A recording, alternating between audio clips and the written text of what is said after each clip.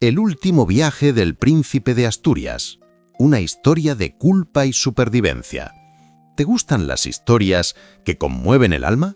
Esas que no te sueltan hasta el final y dejan una huella imborrable en el corazón. Hoy, en Un café, una historia, os voy a contar una de ellas. Una promesa rota, un naufragio en la noche y el recuerdo de una muñeca de trapo. Os presento a Manuel López. Mi nombre es Manuel López y soy un hombre mayor. Mis huesos guardan el frío del mar y mis ojos han visto demasiado. 60 años he cargado con esta historia, guardada en lo más profundo de mi pecho, como un barco hundido en el abismo. Pero hoy, el peso del silencio se ha vuelto más pesado que el recuerdo. Hoy necesito contarla. Todo comenzó en mi aldea, un pequeño punto perdido en el mapa verde y brumoso de Galicia. Un lugar donde las casas de piedra parecían crecer de la tierra y el sonido constante era el rumor del mar y el grito de las gaviotas. Recuerdo la mañana que partí como si fuera ayer, un amanecer pálido, teñido de gris y de un dorado tenue que se filtraba entre la bruma. Esa bruma gallega que lo envuelve todo, que moja la ropa y el alma por igual. Mi madre me esperaba en la puerta. Su figura, menuda y fuerte a la vez, se recortaba contra el marco de madera de la casa donde nací. No dijo nada, solo me miró con esos ojos que lo veían todo. Su abrazo fue largo y silencioso. Podía sentir los latidos de su corazón a través de la gruesa lana de su vestido. Era un abrazo que decía: vuelve, ten cuidado, te echo de menos, todo al mismo tiempo y sin necesidad de una sola palabra. Luego llegó el crujido de las ruedas del carro. Era el sonido que marcaría el final de una vida y el comienzo de otra. Subí mi maleta, una simple bolsa de tela con todo lo que poseía en el mundo. El carretero chasqueó la lengua y los caballos comenzaron a caminar. No miré atrás, no me atreví. Sabía que si veía a mi madre, inmóvil en la puerta, mi coraje se desmoronaría. Así que clavé la vista en el camino que se abría ante mí, un sendero de tierra que serpenteaba entre los eucaliptos, llevándome primero a la estación de tren y de ahí a un mundo completamente desconocido. El viaje en ferrocarril fue una revelación. La máquina de vapor silbaba, escupía humo negro y era un monstruo de hierro que atravesaba campos y montañas a una velocidad que me parecía milagrosa. Pasé 2 días y una noche en aquellos vagones, meciéndome con el traqueteo de los raíles, viendo cómo los verdes paisajes de mi tierra se transformaban en llanuras áridas y luego en los perfiles escarpados del Mediterráneo. Finalmente, el tren llegó a su destino, Barcelona. La ciudad fue un impacto aún mayor. El bullicio, la grandiosidad de los edificios, la cantidad de gente y el puerto. Y allí, dominando todo, estaba él, el vapor Príncipe de Asturias. Era un coloso, un gigante de acero blanco con 2 chimeneas como brazos levantados al cielo. El sol mediterráneo se reflejaba en sus ventanas como un millar de destellos cegadores. Para los hombres que corrían a su alrededor, era solo un barco. Para mí, que llegaba de la aldea, era una montaña mágica, un castillo flotante que me llevaría a Buenos Aires, a la tierra prometida de América. Me quedé allí, con la boca semiabierta, sin saber si lo que sentía era puro terror o una emoción que me desbordaba. Este monstruo hermoso y aterrador sería mi hogar durante las próximas semanas, el vehículo de todos mis sueños. Y aunque no lo sabía entonces, también sería mi tumba. Embarcar en el Príncipe de Asturias fue como cruzar el umbral de otro mundo. De la bulliciosa y terrenal Barcelona pasé a un reino de belleza y opulencia que jamás hubiera podido imaginar. Pasillos interminables alfombrados, donde mis pies se hundían en silencio. Paredes de madera pulida que olían a cea y lujo. Lámparas de cristal que colgaban del techo como cascadas de luz congelada. Yo, con mi humilde atillo, era un intruso en aquel palacio flotante. Me asignaron a las cocinas. Un infierno de calor y sudor, donde los cuchillos cantaban sobre las tablas de madera y los fogones lanzaban lenguas de fuego. Era el corazón oculto del barco, el lugar donde se forjaban los manjares para aquellos que viajaban en primera clase, los señores y damas que yo solo vislumbraba a lo lejos, como figuras de un sueño ajeno. Pero incluso en aquel infierno había un ritmo, un compañerismo entre los demás camareros, muchos de nosotros gallegos, asturianos, vascos, todos con la misma ilusión grabada en la mirada. América. El día de la partida, una sirena desgarró el aire, un sonido tan profundo que resonó en mis huesos. El suelo vibró con un temblor sordo y poderoso. Las máquinas cobraban vida. Corrí a la cubierta, escurriéndome entre la multitud de pasajeros que agitaban pañuelos. Barcelona, con su imponente monumento a Colón, comenzó a deslizarse lentamente, como un decorado que se alejara. El Mediterráneo, de un azul intenso y traicionero, se abría ante nosotros. Un nudo se me formó en la garganta. No era solo la emoción de partir, era la certeza de que mi vida, la de antes, había quedado atrás para siempre. Los primeros días de travesía fueron un aprendizaje constante.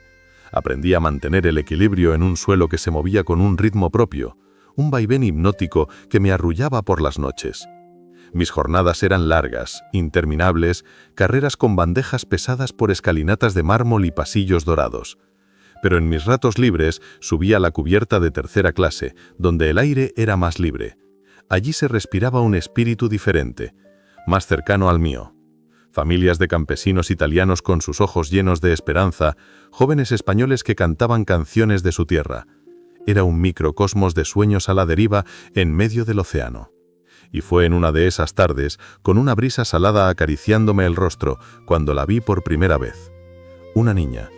No tendría más de 6 o 7 años. Jugaba con una sencilla muñeca de trapo junto a sus padres, unos españoles humildes como yo.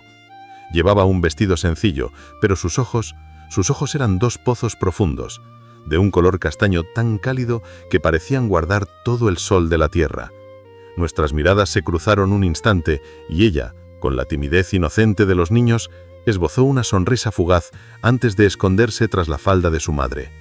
Algo en aquel gesto, tan simple y sencillo, se me quedó grabado. No lo sabía entonces, pero ese hilo invisible que se tendió entre nosotros en ese momento acabaría atando mi destino al suyo para siempre. El capitán anunció entonces nuestra primera escala, Las Palmas de Gran Canaria. La expectación se palpaba en el aire. La tierra, después de días de solo mar, era una promesa. Y esa promesa tenía forma de volcán, de playas doradas y de un puerto lleno de una vida y de unos colores que no parecían de este mundo. La llegada a Las Palmas de Gran Canaria fue como adentrarse en un sueño tropical.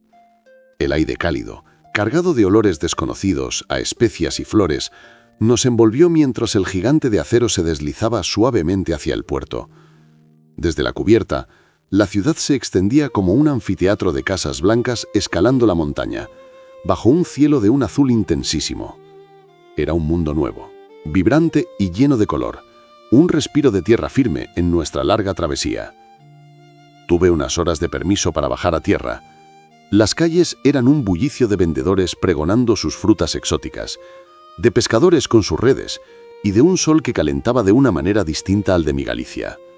Compré un dulce local, un bizcocho que sabía a canela y miel, y guardé un trozo envuelto en un papel. No era para mí. Sin saber muy bien por qué, pensé en la niña de la mirada cálida. En el barco, la jerarquía era férrea, y un simple camarero no podía dirigirse libremente a los pasajeros. Pero un dulce podía ser un puente. Al reembarcar, con el sol comenzando a caer sobre el puerto, sentí una punzada de nostalgia. Aquella escala había sido solo un espejismo, un paréntesis de color antes de adentrarnos de nuevo en la inmensidad azul. El príncipe de Asturias zarpó, y Canarias se convirtió en una mancha oscura en el horizonte, luego en un recuerdo. Fue al día siguiente, durante el servicio de la cena en el comedor de segunda clase, cuando el destino cruzó nuestros caminos de nuevo. Yo pasaba entre las mesas con una bandeja de pan, concentrado en no tropezar con el balanceo del barco. Y allí estaba ella, sentada con sus padres. Cuando me vio, sus ojos se iluminaron. Me atreví. Con un gesto rápido y furtivo, deslicé el dulce envuelto sobre el mantel, frente a ella. Sus padres, sumidos en una conversación, no se percataron. Ella lo cogió con sus manitas pequeñas. No dijo nada, solo me miró y sonrió. Era una sonrisa que iluminaba su rostro y de algún modo también el mío. A partir de aquel momento, todo cambió. Cada vez que me veía por la cubierta o en un pasillo, su mirada me buscaba. Un leve movimiento de su mano, un brillo especial en sus ojos. Se llamaba Laura. Aprendí su nombre al oír a su madre llamarla. Laura. Un nombre que se me grabó a fuego en el alma con la suavidad de una caricia y el peso de un destino. Comenzamos un juego silencioso, un intercambio de miradas y pequeños gestos que se convirtió en el faro de mis largas jornadas. Para ella, yo era el hombre amable del barco que le regalaba galletas o una fruta. Para mí, ella se convirtió en la personificación de la inocencia, un recordatorio frágil y precioso de todo lo que dejaba atrás y de la pureza que aún existía en el mundo.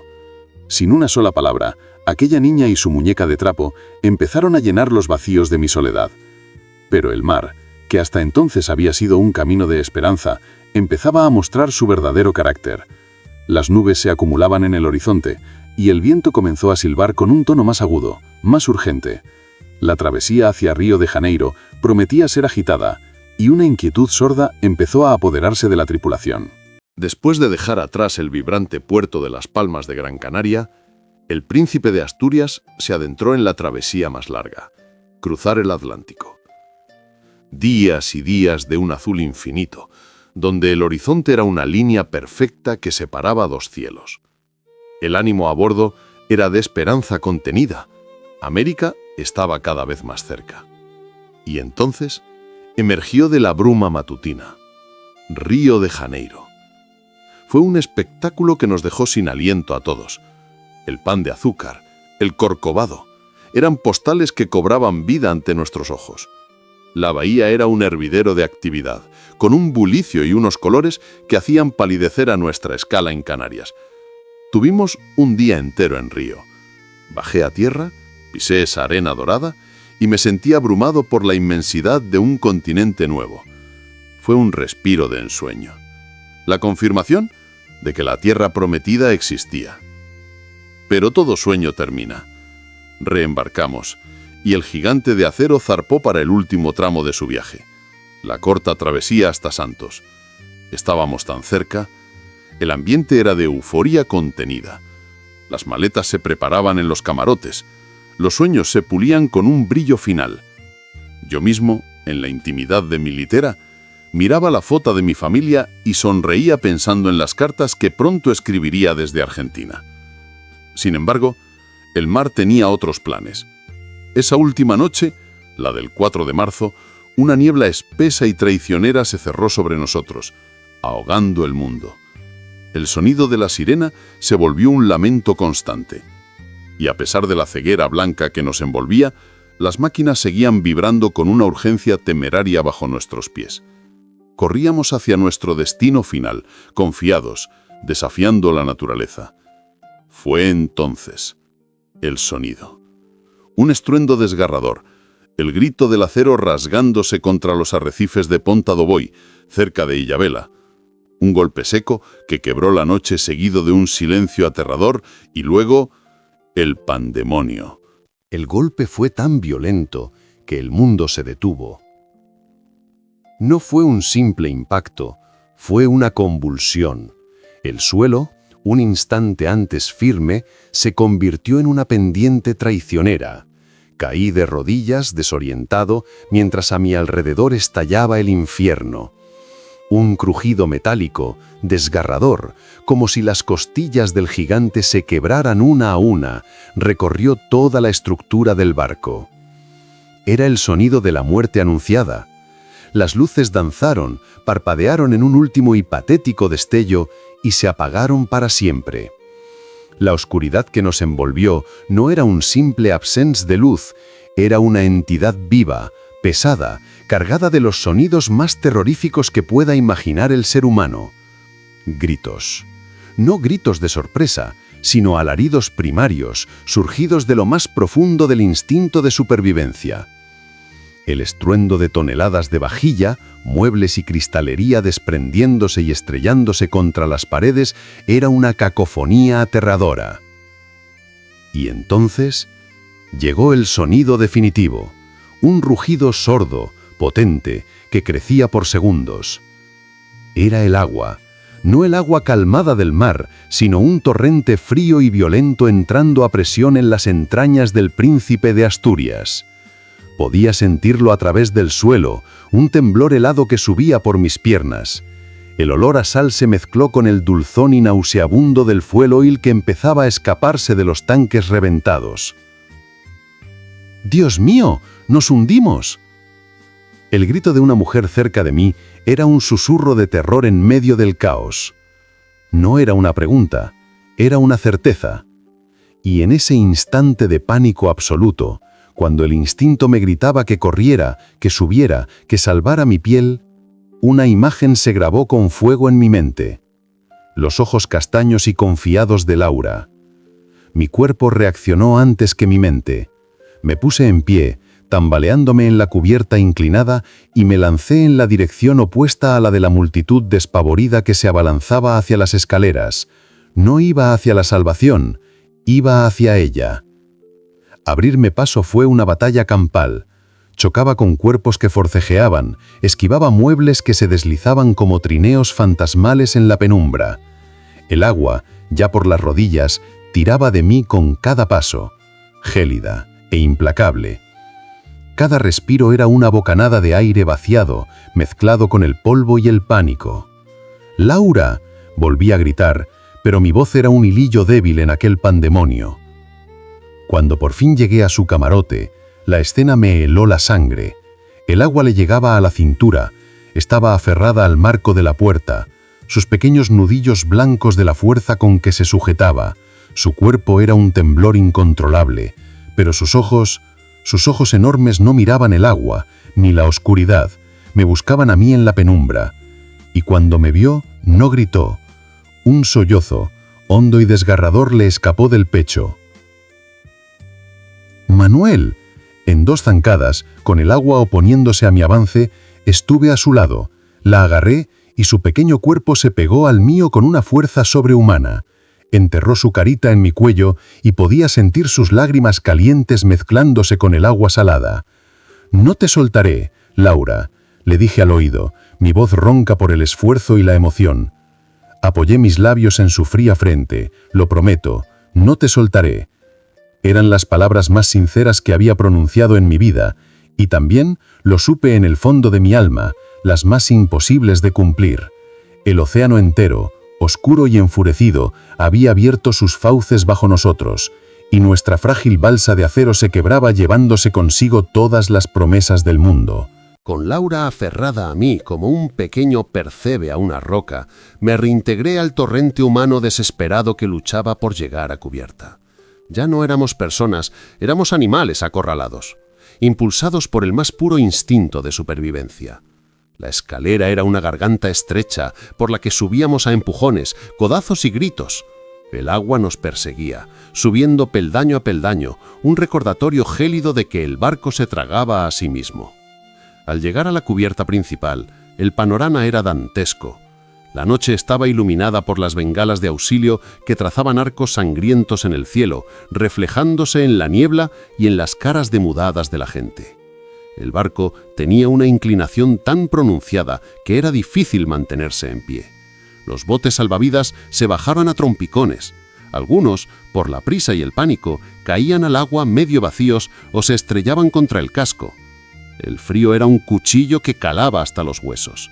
El viento aullaba, mezclándose con el estruendo de las chimeneas que, al tocar el agua, soltaban nubes de vapor y chispas en un último estertor. «¡Que pasen las mujeres y los niños!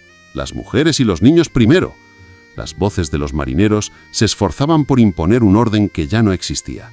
Pero el pánico es un virus que no entiende de caballerosidad.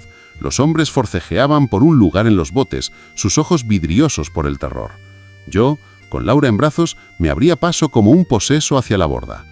«Por favor, una niña», gritaba, pero mis palabras se las llevaba el viento. Encontré un hueco cerca de un bote que estaban intentando arriar. Un oficial, con el rostro desencajado, me vio con la niña e hizo un gesto con la cabeza. «¡Rápido!». Por un instante, un destello de esperanza. Iba a cumplir mi promesa, iba a ponerla a salvo. Extendí los brazos para entregársela a un marinero que estaba en el bote. En ese preciso instante, el barco se hundió varios metros más con un gruñido final, una sacudida brutal. Una ola monstruosa, creada por el propio barco al hundirse, nos golpeó con la fuerza de un martillo. Fue el caos absoluto. El bote se balanceó salvajemente. Yo sentí como el agua me arrancaba a Laura de los brazos. No fue un forcejeo, fue una explosión de frío y espuma. Solo sentí como su pequeño cuerpo me era arrebatado. Mis dedos se cerraron, pero no sobre su brazo, sino sobre algo suave, de tela, su muñeca. Un grito se me escapó del pecho, un rugido de angustia y rabia que se perdió en la noche. ¡Laura! Solo vi su vestido blanco por un instante entre la espuma oscura, y luego, la nada. La corriente me arrastró, me hundió, me revolcó en las fauces heladas del Atlántico. Toqué fondo, no el fondo del mar, sino el fondo de la desesperación. Cuando, aferrado a un trozo de madera, logré emerger tosiendo agua salada, todo era silencio. Un silencio roto solo por los lejanos gritos y el crujido final del príncipe de Asturias, al desaparecer para siempre. Aferrado a mi resto de naufragio, en la oscuridad más profunda que pueda existir, solo tenía una cosa en la mano: la muñeca de trapo de Laura, la promesa rota, el precio del aire que aún respiraba. El tiempo perdió todo significado. Flotar se convirtió en mi única realidad, en un eterno presente de frío y oscuridad. Aferrado a aquel pedazo de madera que me mantenía con vida, era solo un cuerpo más entre los restos del naufragio. El silbido del viento había cesado, reemplazado por un silencio espeso, roto solo por el chapoteo del agua contra mi refugio improvisado y por los gritos. Al principio eran muchos. Voces que clamaban a Dios, que llamaban a sus madres, que suplicaban ayuda en la negrura. Pero uno a uno, como las velas de un barco que se apagan, los gritos fueron cesando. Cada silencio que llegaba era un golpe sordo en mi corazón. Era el sonido de una vida que se extinguía, tragada por la indiferencia del mar. Yo, en mi isla de madera, no podía hacer nada. Solo flotar y escuchar morir a los demás. La muñeca de Laura nunca solté mi puño. Sus botones me clavaban en la palma de la mano, un dolor punzante y constante que era el único recordatorio de que aún estaba vivo, de que había fallado. Cada vez que una ola me salpicaba la cara, no era agua lo que sentía, sino las lágrimas que ella ya no podría llorar. «No te soltaré», le había jurado, y no lo había hecho. Me había aferrado a su muñeca, pero a ella el mar me la había arrebatado. Mi promesa había sido una cruel burla del destino. No recuerdo cuándo empezó a clarear.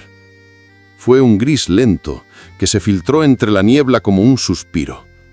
La luz del amanecer reveló la inmensidad vacía del océano. Donde horas antes había estado un coloso de acero, ahora solo había restos flotantes y una mancha de fuel oil que teñía el agua de un negro iridiscente. Yo era uno de los pocos puntos en ese paisaje de desolación. El frío me había calado tan hondo que ya ni siquiera tiritaba. Era una estatua de hielo y culpa. El sonido del motor fue al principio un zumbido lejano, casi una alucinación, pero persistió y creció. Era un barco pesquero, pequeño y robusto, que se abría paso entre los restos. Sus tripulantes, con rostros graves, iban recogiendo a los que aún tenían un hilo de vida. Cuando unas manos fuertes me izaron a bordo, yo era apenas un peso inerte. Mis dedos, rígidos y azules, tuvieron que ser separados a la fuerza de la madera a la que me aferraba y de la muñeca. Me envolvieron en mantas ásperas. El calor era un dolor nuevo, un fuego que recorría mi piel entumecida. Un hombre me ofreció un trago de aguardiente. La bebida me quemó la garganta, pero no logró derretir el hielo que llevaba dentro. Miré la muñeca. Ahora en el suelo embarrado de la cubierta del pesquero, estaba empapada, sucia, irreconocible, como yo. Miré hacia atrás, hacia donde se había hundido el príncipe de Asturias. Solo había mar. Se habían llevado el barco, a Laura, a los sueños de cientos. A mí no me habían llevado. Me habían condenado a flotar, a recordar, a vivir con el precio del aire que, desde entonces, siempre ha sabido a sal y a culpa. El regreso a España fue un viaje dentro de otro viaje. Un largo y silencioso camino de retorno hacia una vida que ya no me pertenecía. El pesquero nos llevó a Santos, Brasil, donde la noticia de la tragedia había sembrado el luto. Fui uno de los 147 rostros pálidos y vacíos que desembarcaron en tierra firme, fantasmas que caminaban entre el dolor de los que esperaban noticias de los 457 que habían embarcado. Vi a familias enteras desplomarse al no encontrar entre nosotros a sus seres queridos. ¿Y yo qué era? ¿Un superviviente? Una palabra que sonría a privilegio, pero que para mí siempre tendría el sabor amargo de la culpa. No crucé el charco de vuelta en un transatlántico. No podría haber vuelto a subirme a uno. Mi viaje fue a bordo de un carguero, un barco lento y gris que se mecía pesadamente, donde me escondía en las bodegas, lejos del mar, cada vez que el balanceo me devolvía a la noche del naufragio. Los sueños eran siempre los mismos. El golpe, el agua helada y la mirada de Laura en la oscuridad, siempre justo antes de que la ola me la arrebatara. Despertaba sobresaltado, con el corazón a punto de estallar, y mi mano buscaba en la oscuridad la muñeca de trapo que guardaba como una reliquia maldita. Cuando por fin pisé de nuevo el puerto de Vigo, la bruma gallega me recibió como a un extraño.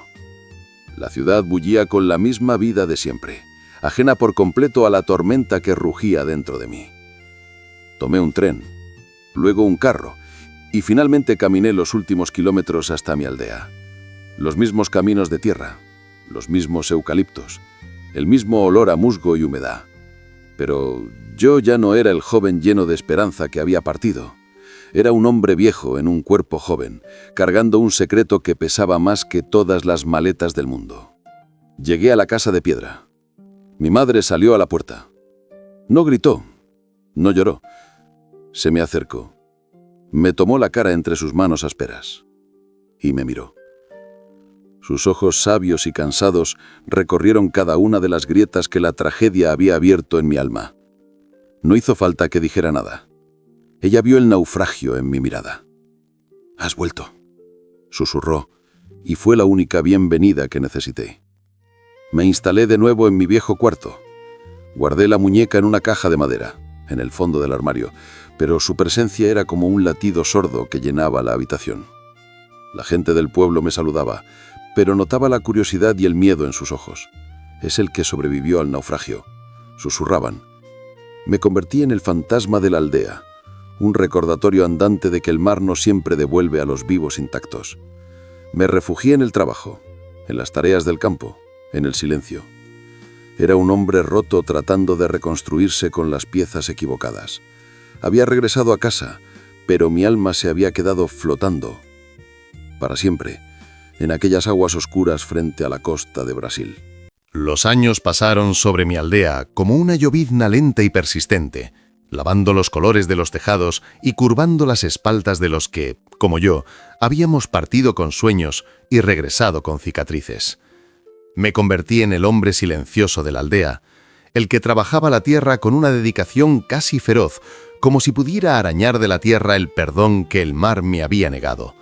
El que paseaba por el muelle al atardecer, mirando el horizonte no con anhelo, sino con una vieja y sorda rencilla.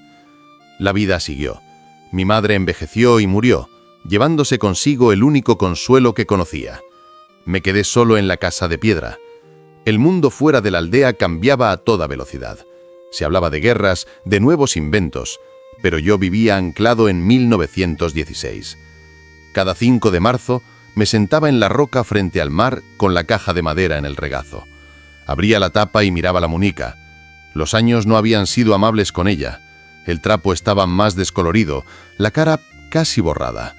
Pero para mí, seguía siendo el testigo mudo de mi fracaso. Era mi ritual de culpa, mi manera de asegurarme de no olvidar, de no permitir que la herida cicatrizara del todo. Intenté escribir. Una vez, sentado a la luz de una vela, tomé un papel y una pluma. Quería escribirle a la familia de Laura, a quien nunca supe encontrar. Quería decirles lo que había pasado, pedirles perdón. Pero las palabras no salieron. ¿Qué iba a decir? ¿Que su hija había muerto porque un camarero no fue lo suficientemente fuerte? ¿Que su confianza había sido útil? La pluma se me cayó de la mano y la tinta formó un borrón negro en el papel, como la mancha de fuel oil en el agua. El silencio era mi única compañía, y con los años se había convertido en mi cárcel voluntaria. A veces los niños del pueblo me veían y corrían a esconderse. Para ellos, yo era el viejo Manuel, el del naufragio, una figura casi legendaria y un poco temible. No sabían que cuando los veía jugar, lo único que podía pensar era en cómo habría sido la vida de Laura, si habría crecido, si habría tenido hijos, si habría sonreído. Esas preguntas eran un cuchillo que se retorcía en mi interior. Yo tenía cainas en la barba y ruguras en la frente, pero ella, para siempre, sería la niña de la muñeca de trapo. Yo había envejecido por los dos. El peso de haber sobrevivido es una losa que no se levanta con los años. Se aprende a vivir con ella, a encorvarse un poco más cada día. Yo no construí una familia, no seguí ningún sueño. Mi legado no sería una casa más grande o una familia, sino una promesa rota y el recuerdo de un barco que se hundió, llevándose consigo el color de mi vida. Había regresado a Galicia, pero nunca había llegado a casa. Solo era un náufrago que, 60 años después, seguía varado en la orilla, mirando el mar y preguntándose por qué. Y así llegamos a hoy, 60 años después. 60 largos años cargando con el peso de este secreto, con el eco de un nombre que solo yo recuerdo. Laura. Ya no miro el mar con rabia, sino con una tristeza resignada, la de un viejo enemigo con el que al fin he firmado la paz. He vivido una vida entera, pero solo he estado vivo en los recuerdos. Hoy, por primera vez, he sacado la muñeca de su caja no para atormentarme, sino para liberarla, para liberarme. La sostengo entre mis manos. Este pedazo de tela deshilachada que durante 6 décadas ha sido la dueña de cada suspiro, de cada latido. Es hora de contar esta historia. No para los periódicos ni para los historiadores, sino para ustedes. Para que sepan que detrás de las frías cifras de un naufragio, 457 almas, 147 supervivientes, hay historias como la mía. Historias de promesas rotas y de culpas silenciosas. Aprendí que no se sobrevive a un naufragio. Solo se flota un tiempo más largo que los demás. Ellos se hundieron con el barco. Yo me hundí cada día desde entonces, ahogándome en un mar de silencio. Esta muñeca no es un recuerdo. Es el precio que pagué por el aire que he respirado todos estos años. El precio del aire. Pero hoy, al contarla, siento que, por primera vez, empiezo a perdonarme. Quizás al compartir su memoria, por fin pueda dejar que descanse. Y que yo descanse con ella. Si la historia de Manuel les ha conmovido el corazón, si les ha hecho viajar en el tiempo y sentir el peso de una promesa rota, nos encantaría que nos lo hicieran saber. Déjennos un comentario diciéndonos desde dónde nos escuchan. Nos encanta saber que estamos creando esta comunidad de almas alrededor de las historias.